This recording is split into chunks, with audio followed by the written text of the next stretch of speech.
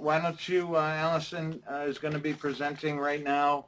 Allison Bodine from the Syracuse unit, from Davie, but located at our Syracuse unit. So why don't you pick it up from there? Perfect. Great, thank you. Yeah, and let me know if you can't see my screen or if you can't hear me okay. And I can. Both are working perfect on our end. All right, sounds good. So I'm going to pick up where Al left off and go through some of the new report options for ECO version 6.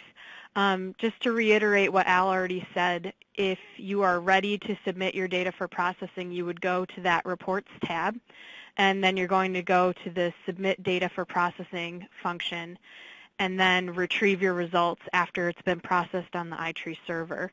One of the things about the Reports tab is that your reports, as Al pointed out, these are all going to be grayed out until you retrieve your results. So I'm actually showing a project that's already been run, so that's why we can see all of the reporting options here are no longer grayed out. So the Reports tab is actually informed by some of those early decisions that you make when you're planning your ECO project. If you're choosing not to collect data for energy effects, for example, those reports wouldn't be available for you. But a lot of this is just based on the data that you collect and the analyses that you decide to include in your project. So some of the new important changes for version 6 are that all of the reports that are available for ECO are available for complete inventory projects as well as plot-based sample projects. Another feature is that there are a lot of new reports that come from the iTree Streets integration. So we're going to take a little time to go through some of those new reports. So let's see. One of the first ones is species distribution by DBH class. So this is a new chart that is available that shows for your top 10 species your DBH distribution. So you can see there are just two different types of chart displays, and this is one of the reports that has been integrated and moved over from iTree Streets. Another option is public and private trees and street trees. So public and private, this is a new option that users can designate if their trees are public or private when they're out in the field collecting their data. So this is a new report that helps to show those results. And then we also have street trees as a similar idea that users out in the field can designate whether those trees are street trees or not if they choose to, and then they can view those results here in the Reports tab. And other options that we have are for some of those maintenance fields that, again, those are things that were migrated over from iTree Streets. So you have maintenance recommended, maintenance tasks, sidewalk conflicts, and utility conflicts. So I'm just going to show the utility conflicts report. This is something that Al had showed when he set up his project. You can have a few different options to designate whether or not your trees have conflict with utility lines above them. So this is reported by species and by DBH class. We'll just go through this a little bit so you can get an idea of what these reports look like.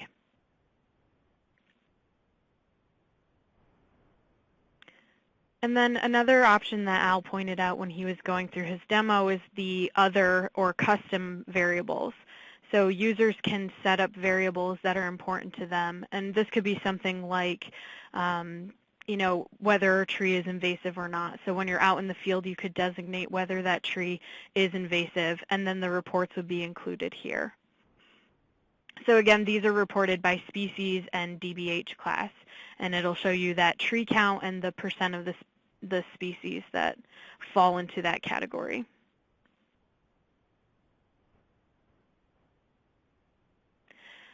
So for some of the new benefits and costs reports, we have management costs by expenditure. And this ties back into those management costs that you can now enter, annual costs for public and private tree maintenance within your community or within your study area. So this is a place where you can see the summary of those management costs that you entered. And then you can also look at the net annual benefits for all trees. So that would actually compare, you have your costs listed down here, and then you have the benefits here, so you can look at that cost-benefit analysis. Another nice new feature for version 6 are the measured tree details.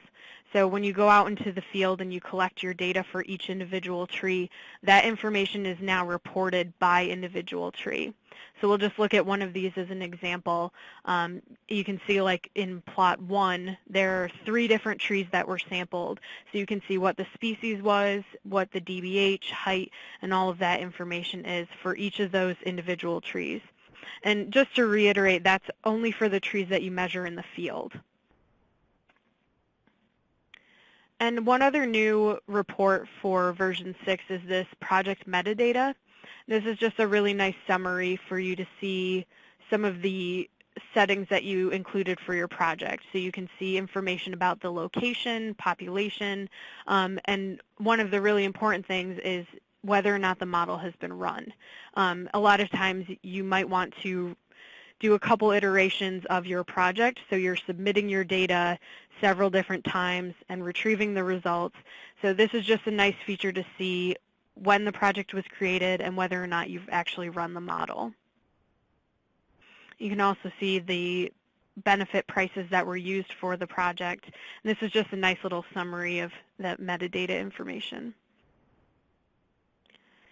So other key reports, and these are reports that existed in version 5, but might have changed a little bit. So the written report, and this might take just a second to load, the written report was included in version 5, but one of the nice features for version 6 is now this is available for complete inventory projects, whereas before it was only available for plot-based sample projects. And this just provides a written narrative of your results for your project.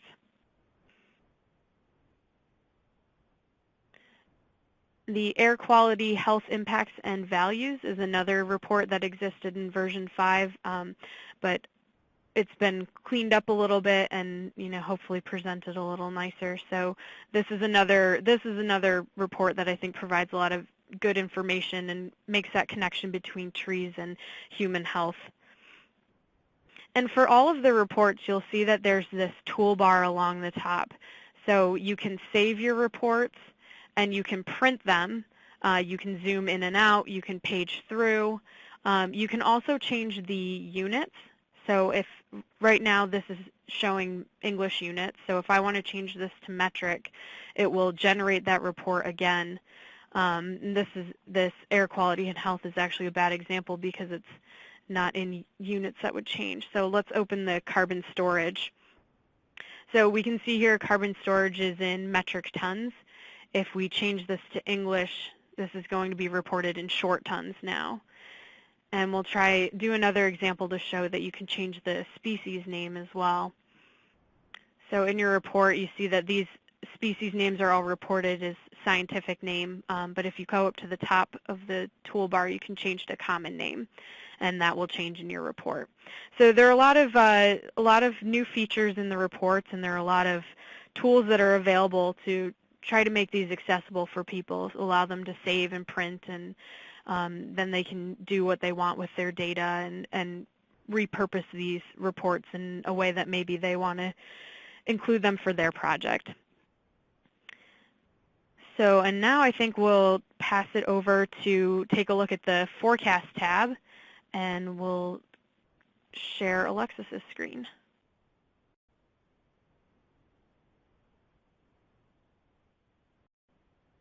All right, can everyone see my screen?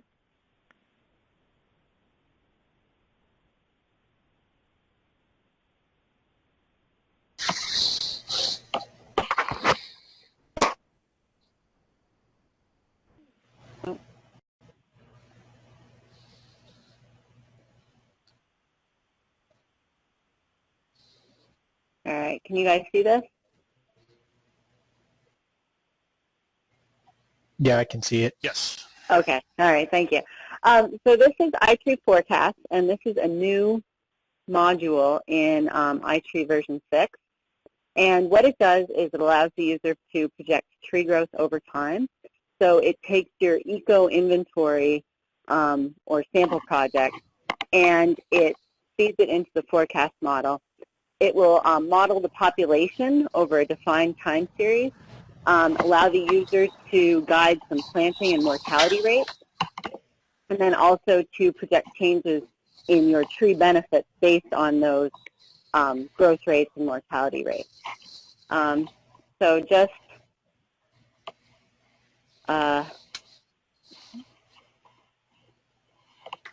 so on to the next slide.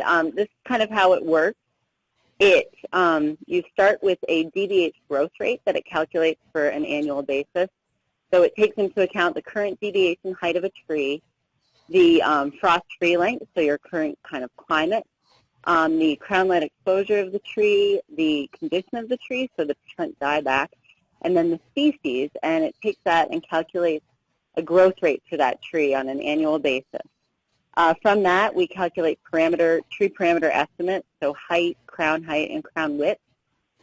Those are species-specific equations that are based on your DBH of your tree, and they're adjusted for crown competition. Those values get fed into the next part of the model, which calculates your leaf area and your tree benefits. So height will feed into your carbon storage calculation for the tree. We also calculate pollution removal, which is based on your leaf area. And then finally, take into account the user input of tree mortality rates and tree planting rates. And those will adjust your tree population based on your user-defined rate. So this happens for every year that the model is run. So if I were to run it starting now, we would forecast into 2017, and the user could basically forecast 100 years out if they wanted to. So this has a number of applications. You can model different scenarios for your inventory. So maybe you want to see the impact of different species mixes, or the impact of climate change or storm or pests on your tree inventory. And then also you might want to look at what would happen if you were to change the size or type of your planting stock, if you were to bring new trees into the system, how that would impact. The planting option, you can look at how many trees you may need to plant to maintain current stocking, to increase your tree canopy to a kind of goal percentage, or also just to see what you would have to plant to offset any known losses, so based on any known mortality rates. It can also help you with maintenance strategies, so you can kind of see what benefits will be lost if you don't do any maintenance. So you'll see if the higher mortality rates are occurring because of no maintenance, you get to see how this will impact the benefits that the trees are providing. So the model has a lot of flexibility, and I'm now going to pass it over to Jason, who is going to give us a little demo.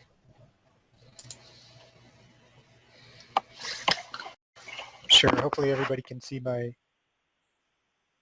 screen here, maybe.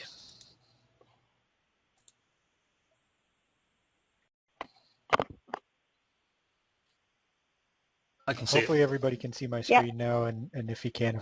Okay, thanks, Al. Jason, you're gonna have to okay, yes, so I know we're... Jason, you're gonna have to speak up a little bit.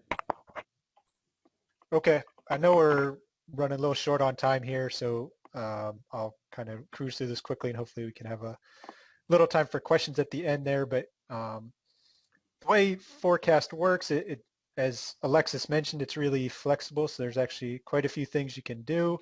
Under this basic options tab, we have some sort of default parameters, and so this is just default how long we want to run our forecast. You can go from 0 to 100 years. These frost-free days, Alexis mentioned how those play into some of the growth modeling. And you can set dieback, or you can set mortality rates based on the health of your trees. So for this example, I'm going to go ahead and just bump these up This is using data for Chester, PA, a city a few miles south of me here in Philly. And it's highly industrialized, highly urbanized, and they don't have an arborist down there. So maybe they have slightly higher mortality rates, and you can go ahead and add those in to these background defaults, and it's going to kill off more trees in those dying class than perhaps the sick class or the healthy trees. So from there, we can jump over and we can look at, oops, I should probably hit OK before I just do that.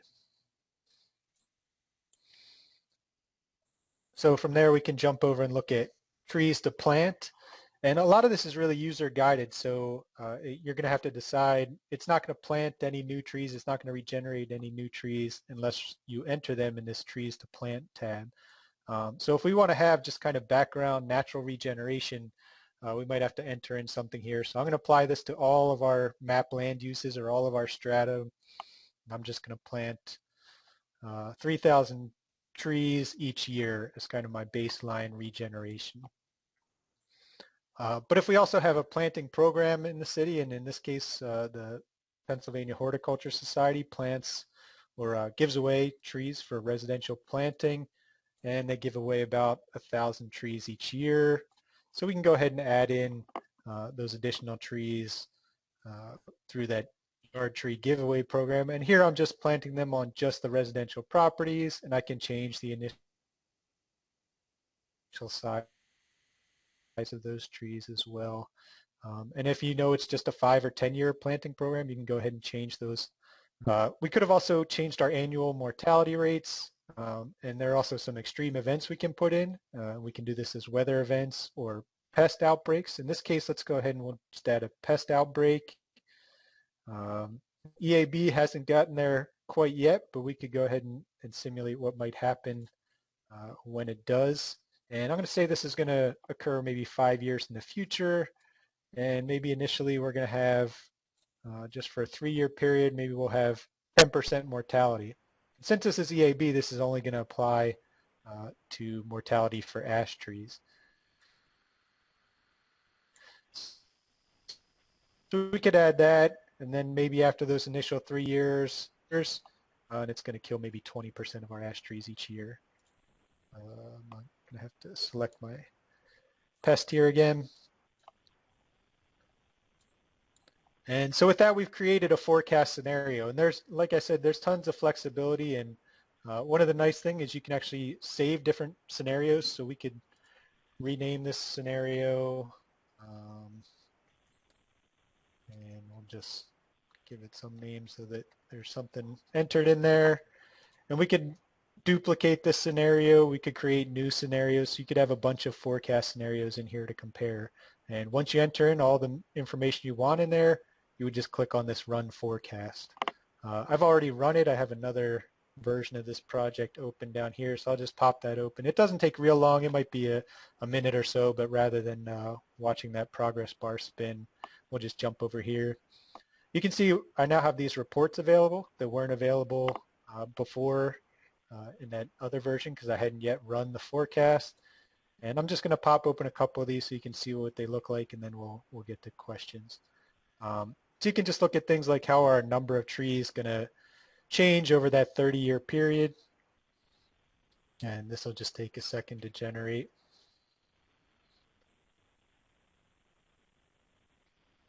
You can see we have sort of a gentle downward sloping trend, and there were only about 5% of our trees were ash trees, so you don't see a real big bump in that 5 to 15-year period where it was killing off most of our ash trees. So these are the type of results that come out of forecast. It'll give you a graph in most cases, and then also a table of how our number of trees are changing over our forecast period. We can look at our tree cover as well, which is of interest to lots of folks. See how our canopy cover is changing over time. And here we've got sort of a slow downward drift in our canopy cover. So we can maybe perhaps change some of our planting priorities or planting goals to maybe keep that more static, or perhaps we just need better numbers than some of those ones I made up entering this project. So beyond just estimating that structure change over time, we can also look at benefits. So we can look at things like carbon storage or carbon sequestration.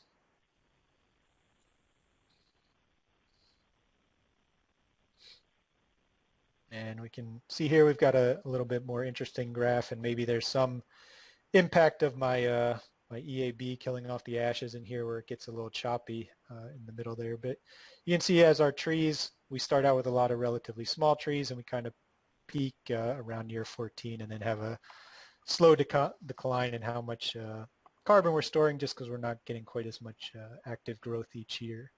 And you can look at other benefits as well without diving too deep in the weeds here. We can see how our pollution removal is going to change over time as well. And you can notice here we're losing about 20%. And that just correlates with about how much leaf area the forecast model's estimating that we lose over that time period.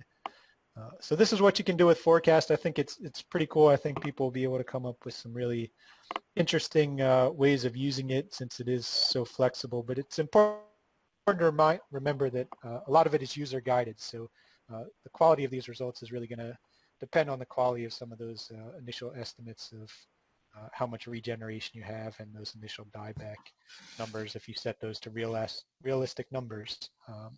So with that, I think we can go ahead and take questions. This is our support email address.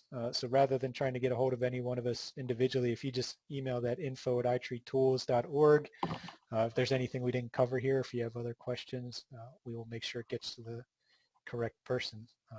But I think that's it, and hopefully if the other presenters unmute themselves, maybe we could take a few questions, Dave. Yeah, we just got a question in from Todd Beals, and he asks, is there a document that explains the algorithms used to calculate the values that iTree Eco reports? He goes, I'm liking the reports and written narrative parts.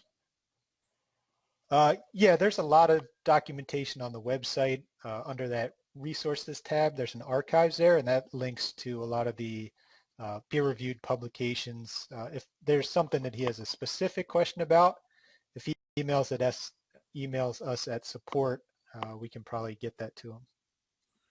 Okay, great. I have that up on my screen now. I don't know if folks are seeing that. Yeah, that's good. And one of the other things that I just pitch in there, if you are able to ever go to the support tab and join in the discussion groups and the online forum that is there, you will have a lot of resources there that are continually monitored by some of the folks out in the real world as well as the development team. So that's really a valuable resource for folks to use for any of the iTree softwares.